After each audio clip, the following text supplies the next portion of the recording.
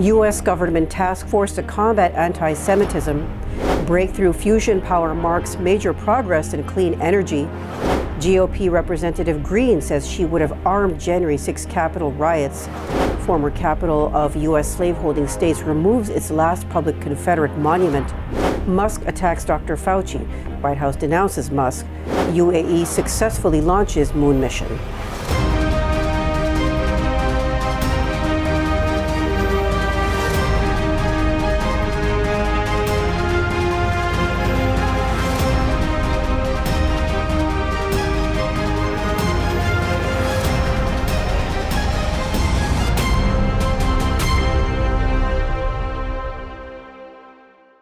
From our Chicago studios, this is the Muslim News on Muslim Network TV. Assalamu alaikum, I'm Samana Siddiqui. Our top story tonight. U.S. President Joe Biden is establishing a task force to address anti-Semitism and other forms of religious bigotry, the White House said Monday. The move comes in the wake of a rise in anti-Semitic rhetoric from high-profile public figures. Senate Majority Leader Chuck Schumer, who is Jewish, called out former President Donald Trump. He criticized Trump for dining last month with anti-Semitic rapper Ye and white supremacist and Holocaust denier Nick Fuentes.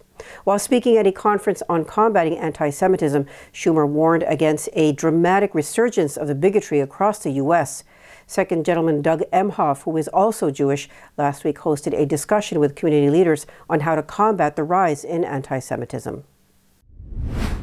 Scientists studying fusion energy at Lawrence Livermore National Laboratory in California are claiming a major breakthrough in reproducing the power of the sun.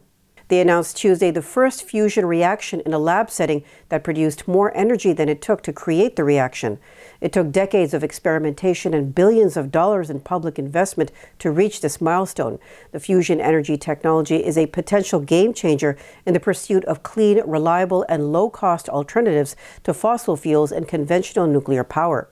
The lab uses a process called inertial confinement fusion, involving bombarding a tiny pellet of hydrogen plasma with the world's biggest laser. The experiment produced more energy than anticipated, damaging some of the equipment. Far-right Republican lawmaker Marjorie Taylor Greene said if she had organized the January 6, 2021 attack on the U.S. Capitol, it would have been armed. Greene was speaking during the New York Young Republican Club Gala on Saturday. She said if she and former chief strategist Steve Bannon had organized a rally, we would have won. The rioters sought to derail Congress's formal ratification of Joe Biden's 2020 election victory for the presidency. Greene has espoused baseless claims of widespread fraud in that election. Various right-wing groups and politicians have also pushed the debunked conspiracy theory that left-wing groups were responsible for the riot.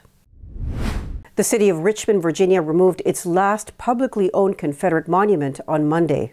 Richmond is the former capital of the slave-holding Confederate states during the American Civil War. Confederate General A.P. Hill's statue was removed early Monday, according to local reports. The statue will be moved to the Black History Museum and Cultural Center of Virginia in Richmond. Monuments honoring Confederate figures have been flashpoints of protest against police brutality and racial inequities. Many have been removed nationwide since widespread protests prompted by the 2020 murder of George Floyd by Minneapolis police officers. Richmond removed its first Confederate monuments in 2020. The White House condemned Elon Musk's attacks on Dr. Anthony Fauci during a briefing on Monday. Press Secretary Karine Jean-Pierre called Musk's comments about Fauci disgusting and divorced from reality. In related news, a crowd of 18,000 people booed when comedian Dave Chappelle invited the Twitter CEO on stage Sunday at the Chase Center in San Francisco. The booing continued for about 10 minutes as Chappelle ended the show without Musk being able to speak. In a tweet, Musk claimed only 10% were booing, while the other 90% were cheering. Meanwhile, CNN reported that Twitter has disbanded its Trust and Safety Council that tackled harassment and child exploitation complaints. India ranked 150th worst in media freedom, despite being the world's largest democracy. That's according to Reporters Without Borders' annual Press Freedom Index released this week. India was rated worse than Zimbabwe and Somalia. Meanwhile, the world's largest Muslim country, Indonesia, ranked 117th. Scandinavian countries received the best ratings. The index reviewed the state of journalism in 180 countries. It assessed a record 28 countries as very bad in 2022. The United Arab Emirates on Sunday said it successfully launched its rover to explore the moon. The Rashid rover blasted off aboard the American company SpaceX's Falcon 9 rocket from Cape Canaveral Space Force Station in Florida. It is the first Arab country to launch a lunar mission. The Explorer will take about 5 months to arrive on the moon's surface. Its main exploratory mission will take more than 14 lunar days. Sheikh Mohammed bin Rashid Al Maktoum, Vice President and Prime Minister of UAE, said the moon landing will be the fourth in the world and the first in the Arab world. A German TV channel fires its only black presenter. Details after the break, so stay tuned, and we'll be right back after these messages.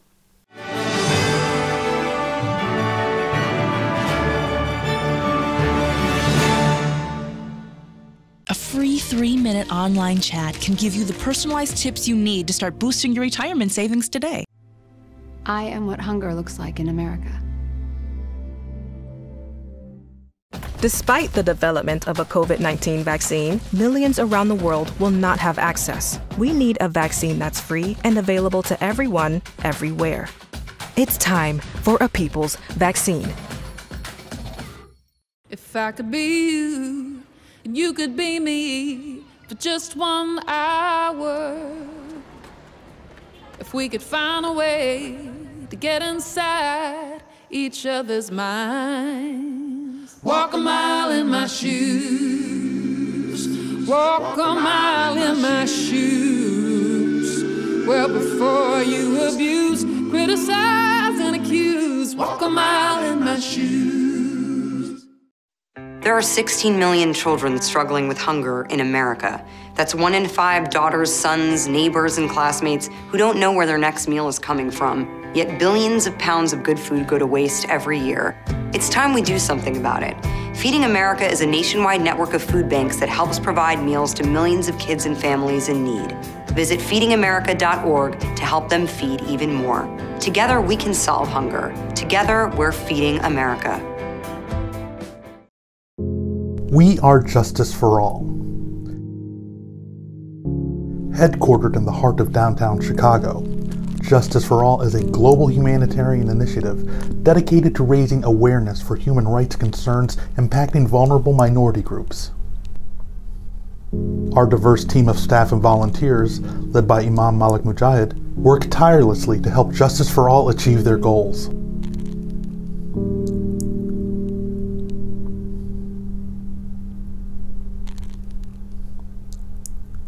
We promote policies that protect religious freedom, address the root causes of mass displacement, and recognize the plight of refugees and forced migrants.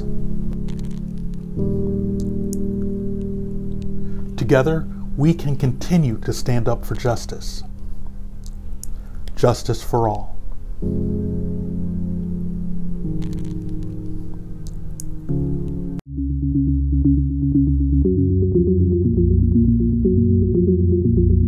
To stop this genocide, we need your help.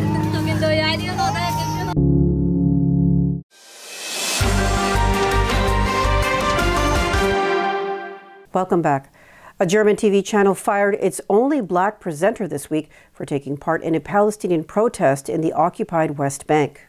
Matanda Castro posted on Instagram that he was sacked by Kika TV network. Castro participated in a protest in the town of Beit Najan near Nablus in August. He said the demonstration was peaceful and against land confiscation by Israeli forces and settlers. Castro said he wasn't trying to make a political statement. German newspapers criticized Castro's participation in the protest. Bild newspaper accused him of joining Israel's haters. The United States has pledged $55 billion to African countries over 3 years, National Security Advisor Jake Sullivan said Monday.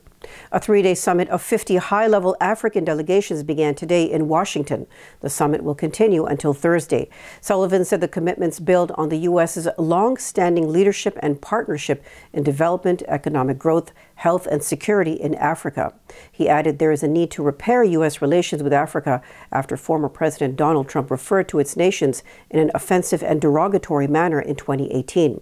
African leaders this week will tackle food security, form partnerships on global challenges, and expand trade and investment.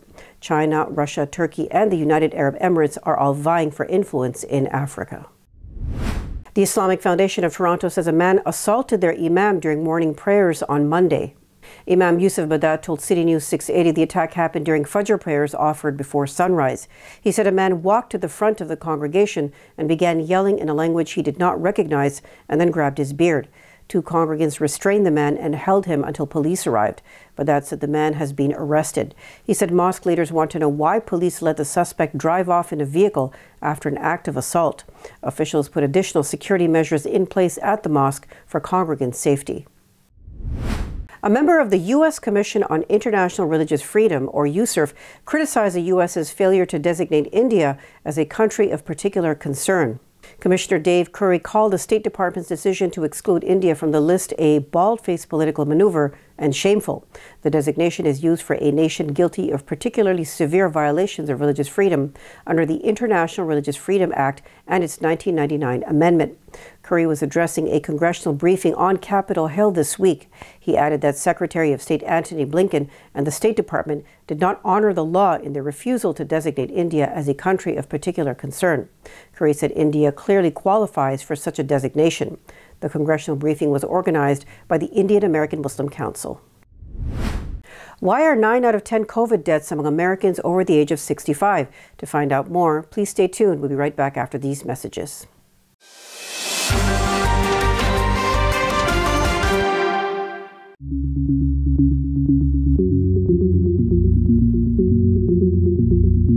If I could be you, and you could be me for just 1 hour. If we could find a way to get inside each other's minds. If you could see you through my eyes instead of your ego, I believe you'd be surprised to see that you've been blind. Walk a mile in my shoes. Walk a mile in my shoes. Yeah, before you abuse, criticize and accuse. Walk a mile in my shoes. Walk a mile in my shoes. Well, before you abuse, criticize and accuse. Walk a mile in my shoes.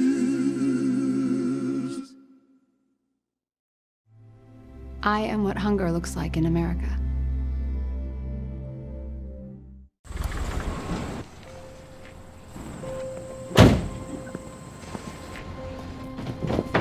Dad, they took over my bedroom. Come on, come on. Okay, Dad. 1, 2, 3.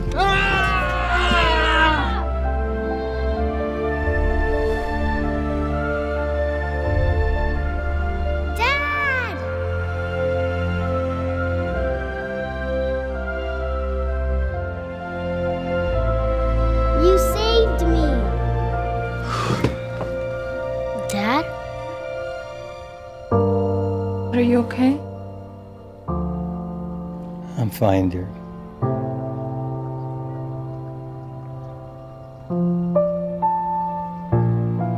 Your hero needs you now, and AARP is here to help. Find the care guides you need at aarp.org/caregiving. A free 3-minute online chat can give you the personalized tips you need to start boosting your retirement savings today.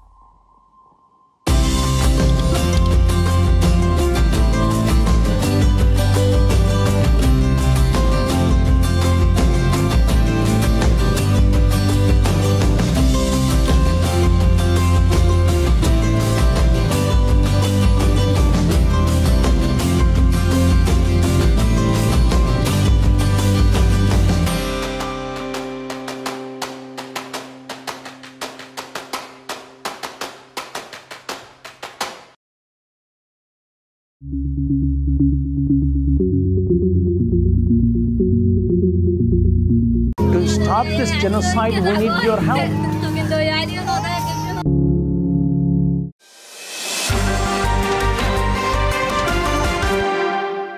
Welcome back. 9 out of 10 COVID deaths are among Americans over the age of 65.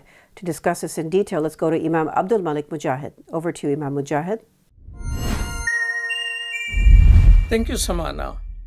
More than 200 people are still dying each day because of COVID. On average, that is, according to CDC. But majority of them, 90% of them, are 65 years or older. What's happening here?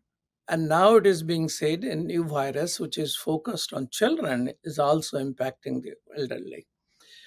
We have a guest to discuss that, Elizabeth Wrigly-Field. Welcome to Muslim Network TV. Thank you for having me. Professor Field is an assistant professor at the University of Minnesota in the Department of Sociology and Minnesota Population Center. So tell us why the older people have more challenges. 90% death now is being said that 65 or older. Earlier, this was not the case. So why these people are still dying while other people are dying less? Well, there's a few different things happening here. And one is that just biologically, COVID is much more severe in older people. It always has been. However, when vaccines first became available in the United States, this changed a little bit because older people became the most vaccinated people. And so in 2021, we saw a real switch where it began to be younger people, people in their middle ages, who were dying at relatively high rates compared to more elderly people. And now that's beginning to reverse back. And it's again, people who are very old who are at the most risk. And three big things are happening that are causing this. One is that not enough people have gotten booster shots. We have not made the efforts to make boosters widely available that we made with the original vaccines. We have not had enough locations where people can easily get them.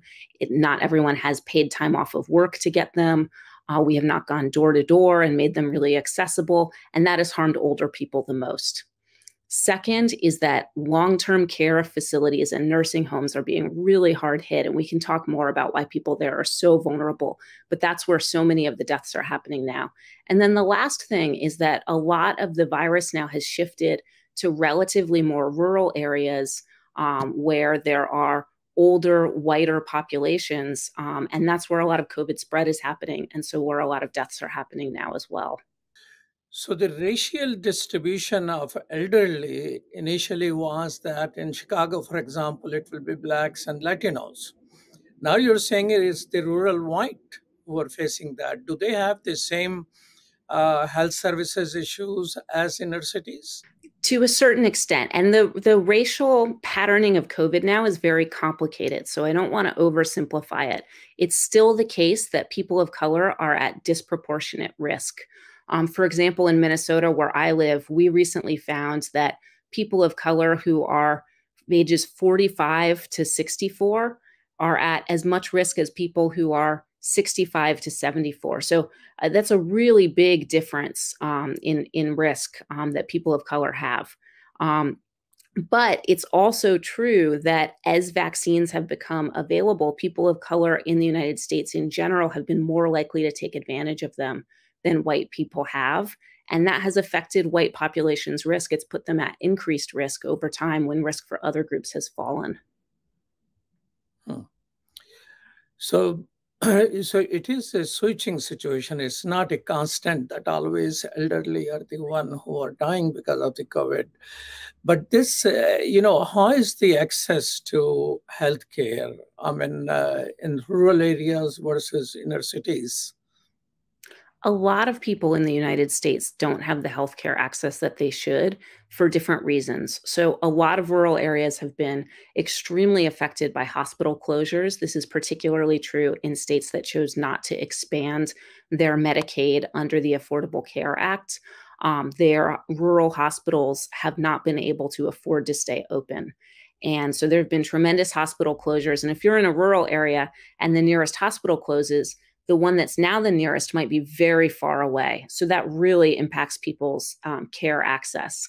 In inner cities, though, the same kinds of things can be true where there's hospital closures that disproportionately serve poorer populations, populations of color. So there are some kind of surprising similarities in some of the challenges and experiences that people have in these very different parts of the country.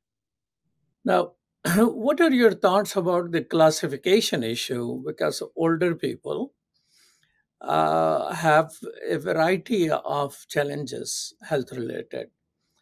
And people are just taking easy route of classifying as a COVID, while it may be a complexity of multiple things. There's always a difficulty in when you assign what somebody died of on a death certificate. You pick one main thing that's the underlying cause of death, and then other things are contributing causes.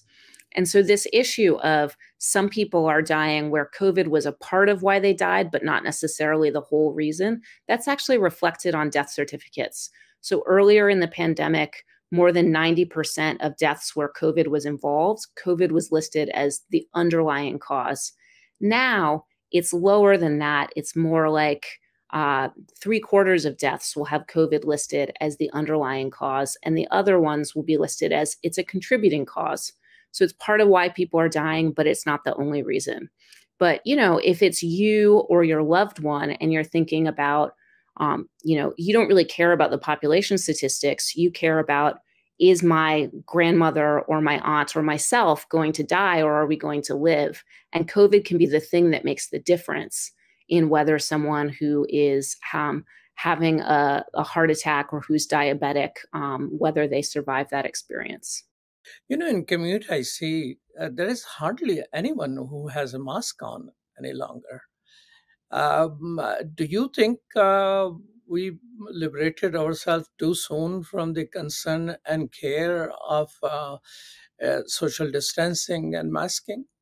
I do think so, especially now when hospitals are having a crisis of capacity with respiratory diseases, not just COVID, but also the flu, RSV affecting babies. All of these things are happening at once, and it's a real problem for hospitals.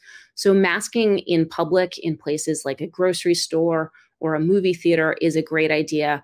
But there's also a lot of other things that we could be doing that we're not.